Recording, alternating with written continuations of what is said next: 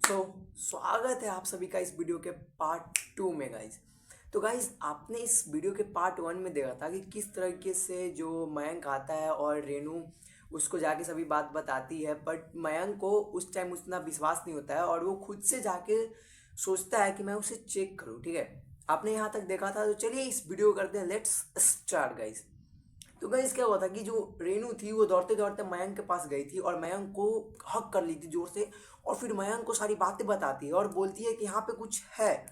और वो उसे बताती है कि मैं इस कमरे में गई थी जहाँ पे मेरी खुद की तस्वीर थी और वहाँ पे एक हारमोनियम रखा हुआ था जो मुझे बजाना आता नहीं, बट मुझसे वो प्ले हो चुका था, प्ले हो रहा था मुझसे वो। और जैसे कोई इंसिडी या फिर कुछ था जो मुझे बोल रहा था बस, और वो दूर से मेरे पास आया था। तो ऐसा वो मयंक को बताती है और मयंक को मतलब थोड़ा सा हंसी आता है, बट क्या करे, अपनी पत्नी है, अपनी वाइफ है, तो उस पर थोड़ा सा वो कर नहीं सकता। बट वो क्या करता है, वो खुद सोचता है कि मैं एक बार खुद से जाके चेक करता हूँ आखिर ऐसा है या फिर नहीं है। जब मयंक खुद से जाके उस गेट को देखता है तो वो गेट उसी तरीके से बंद होता है जिस तरीके से मयंक को फर्स्ट टाइम वो गेट दिखा था। मतलब वो जो गेट था, जब मयंक उसे फर्स्ट टाइम खोलने के लिए ट्राई किया था, बट वो बहुत सालों से जैसे बंद पड़ा था वैसे उसी तरह वो बंद पड़ा था। और वो गेट इतना कस के बंद था, मतलब इतना टाइटली बंद हुआ गया था और उसमें जंग लग गए थे। मतलब जो लोहा का जो होता है ना, ग्रिल टाइप का, वो सब में जंग लग गया था। और जो हैंडल थे वो पूरे, मतलब वो पूरा खराब हो चुका था और वो मतलब ताला उसमें था और वो गेट ताले से बंद था। पर जब रेनू उस गेट के पास गई थी तो वो गेट एक सुनहरे जैसे अभी अभी बना हो, अभी अभी कुछ हुआ हो, इस तरीके से था। और वो गेट जब रेनू खोली तो वो खुल चुका था। और मयंक को अब मतलब डाउट हुआ कि ऐसा कैसे हो सकता है। फिर मयंक रेनू को बुलाता है और उसे सब कुछ दिखाता है, तो रेनू पूरी शॉक्ड हो जाती है और बोलती है कि नहीं, जब मैं आई थी तो ये सब कुछ खुला हुआ था और ये सब कुछ हो रहा था। अब क्या होता है कि मयंक को इसके बाद उससे उतना विश्वास नहीं होता है, उसे लगता है कि अभी बहुत दिनों बाद इधर आई है तो थोड़ा सा भ्रम वगैरह हो गया होगा, और उसे बोलता है कि तुम जाके रूम में रेस्ट करो। तो रेनू अपने रूम में चली जाती है, बट रेनू को अभी भी वो सब महसूस हो रहा होता है और उसे वो डर लग रहा होता है। बट मयंक इतना उस पर उस समय विश्वास नहीं करता है, मतलब इतना उस पर भरोसा नहीं करता है उस समय। ठीक है, उसके बाद क्या होता है कि मयंक अपने कमरे में चला जाता है जिस कमरे में रेनू होती है, और रेनू को समझाता है कि ऐसा कुछ नहीं होता है, ऐसा कुछ जो तुम कह रही हो या फिर जो तुमने देखा वो सब ऐसा कुछ है ही नहीं यहाँ पे, फिर तुमको दिख कैसे रहा है। अब जो था कि मयंक, रेनू पूरी तरीके से डर चुकी थी और मयंक भी उसका बात नहीं समझ रहा था, बट रेनू को वो सब एनालाइज हो रहा था, उसे दिख रहा था, उसे बहुत ज़्यादा डर लगने लगा था गाइस। अब वो उसी रात की बात है जब मयंक का अपने काम कर करके और वो सो रहा था बेड पे। रेनू भी बेड पे सो रही होती है, बट रेनू सो रही होती है तो जैसे उसे लगता है जैसे अचानक से उसके अंदर कोई आ गया। मतलब वो ऐसे वो सो रही है, सो रही है, सो रही है, अचानक से उसके अंदर आई, वो जाग गई एकदम से। बट वो जागी, बहुत जोर से जागी थी, लेकिन मयंक उसके पास में सोया हुआ था। बट रेनू, मयंक को कोई फर्क भी नहीं पड़ा। मयंक को कुछ हल्का सा भी फर्क नहीं पड़ा, बट रेनू को फर्क पड़ा। रेनू झटाक से खड़ी हुई, वो सोची यहाँ पे ऐसा उसके साथ ऐसा क्या हुआ।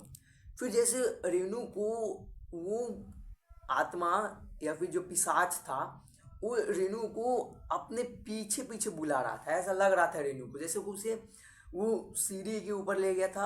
रेनू सीढ़ी के ऊपर टक टक टक करके चली जा रही थी, वो ऐसे सीढ़ी पे गई और वो जैसे छत पे फर्स्ट फ्लोर पे आ गई, फिर सेकेंड फ्लोर पे आ गई। सेकेंड फ्लोर पे थी, उतने में मयंक का कमरे में नींद टूटा और मयंक बाहर आया। तो उसे रूम में नहीं देखा, तो फिर बाहर आया तो देखा कि वो ऊपर दूसरे माले पे है। रेनू एकदम से खो चुकी थी, उसे कुछ सुनाई नहीं दे रहा था, बट मयंक का एक छोटा सा आवाज जो रेनू ने उस जो रेनू बोला, वो रेनू को जो जहाँ वो रेनू खो गई थी वहां से छटाक से वापस ले आया। रेनू नीचे देखी तो मयंक था। रेनू मयंक को देख के डर गई और हाई से नीचे आई, और उसे पता ही नहीं कि वो ऊपर कैसे चली गई। मयंक उससे पूछा कि तुम इस वक्त ऊपर क्या कर रही हो। रेनू पूछी, पता नहीं, मुझे खुद पता नहीं मैं ऊपर कैसे आ गई। मयंक को लगा नींद में हो सके चल गई होगी। अब वो उसे कमरे में ले गया, सुला दिया। दूसरे दिन क्या हुआ कि मयंक अपने काम से फिर से बाहर चला गया। रेनू उठी हुई थी और वो उधर बाहर निकली तो उधर क्या थे ना, क्रिश्चियन लोग थे, मतलब जो होते हैं ना फादर, हाँ फादर वगैरह होते हैं और जो क्रिश्चियन लोग होते हैं उधर उनका वास था, मतलब उधर वो लोग रहते थे, ठीक है। तो जैसे रेनू तो रेनू उधर घूमने आई। जब रेनू उधर घूमने आई तो देखी कि जो चर्च चर्च होता है ना, तो जो वहाँ के फादर थे वो उधर के कूड़ा वगैरह साफ कर रहे थे, मतलब झाड़ू वगैरह लगा रहे थे। और जो उधर साइन होता है ना, ये ऐसे ऐसे करके जो उनका साइन होता है, ऐसे ऐसे करके एक साइन होता है उनका, ठीक है। मतलब उनको वो पूछते हैं, ऐसा उनका एक साइन होता है, सिंबल होता है। तो वो ना थोड़ा सा ऐसे गिरा हुआ था, ठीक ऐसे, मतलब टेढ़ ऐसे खड़ा होता है, ऐसे ऐसे खड़ा होता है, बट वो ऐसे झुका हुआ था पर गिरा हुआ था।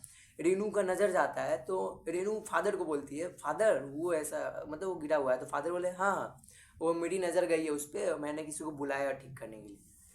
तो फिर रेनू उन फादर से बात करती है और थोड़ा मोड़ा बातें उतें करती है।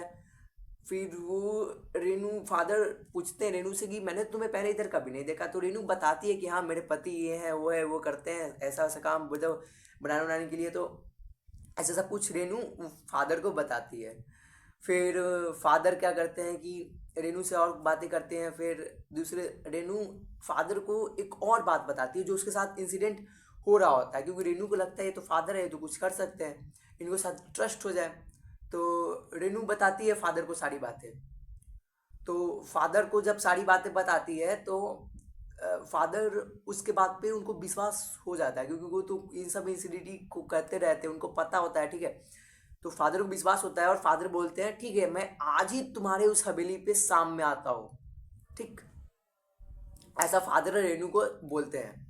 अब रेनू वहाँ से अपने घर पे चली जाती है और फादर का इंतज़ार करने लगती है। मतलब जो फादर उनको बोलते हैं कि मैं आऊँगा, तो वो अपने फादर, मतलब वो फादर का इंतज़ार करती है। फिर फादर आते हैं शाम में। फिर रेनू फादर उस घर में कदम रखने से पहले उनको पता चल जाता है कि इस घर में कुछ तो है, ठीक है। इन घर में कुछ तो है, क्योंकि वो तो फादर थे एक लिखा से, वो भगवान ही है, भगवान के पुजारी है, तो उनको पता ही है। तो उनको पैर रखते उनको पता चल जाता है कि इस घर में कुछ है। और वो बहुत बड़ा हवेली था तो उसमें पता लगना थोड़ा मुश्किल था, बट जो थे फादर वो अंदर गए। उस रूम को देखे जो रेनू ने उनको बताया था, वो रूम उसी तरीके से बंद था, फादर से भी नहीं खुला। फादर उसे कुछ देते हैं, ठीक है। उसे एक कुछ दिए थे वो सिंबल वगैरह, या फिर जो सॉल होता है ना फादर लोग का, वो सॉल उस फादर फादर ने उनको दिया, रेनू को दे दिया। बोला कि इसे अपने पास रखना हमेशा। अब जब उसे सॉल दे दिया उसके बाद भी रेनू के साथ ये इंसिडेंट हो ही रहा था, हो ही रहा था, उसे लग रहा था। और ये इंसिडेंट उसके साथ रात को हो रहा था, ठीक है। इंसिडेंट उसके साथ रात को बार बार बार बार बार बार रिपीट हो ही जा रहा था, हो ही जा रहा था। रेनू पूरी गल से डर चुकी थी। फिर उसके बाद फिर से कम एक आध सप्ताह बाद फिर से वो फादर से मिलती है, फिर से वो फादर को सारी बातें बताती है। फादर अब इस बार सीरियस हो जाते हैं और रेनू के साथ चलते हैं और सारी बातें रेनू को बताते हैं, ठीक है। और रेनू को एक कवच दे देते हैं, जो बोलते हैं कि तुम इसे अपने गले में पहनो तो तुम्हारे साथ ऐसा कुछ इंसिडेंट नहीं होगा। तो रेनू क्या होता है कि उस कवच को ऐसा साइन वाला सिंबल का होता है, एक लटका हुआ, तो वो रेनू को पहना देते हैं अपने गले में, ठीक। गले में पहना देते हैं रेनू को। तो रेनू को तो उस रात कुछ नहीं होता है, बट जो फादर थे वो अपने कमरे में सो रहे होते हैं। तो जो मच्छरदानी होता है ना, मच्छरदानी उन लोग के ऊपर में उस कहता है डंडा वाला नहीं होता था, ऐसे लगा होता था, ऐसे चौड़ा टाइप के ऐसे।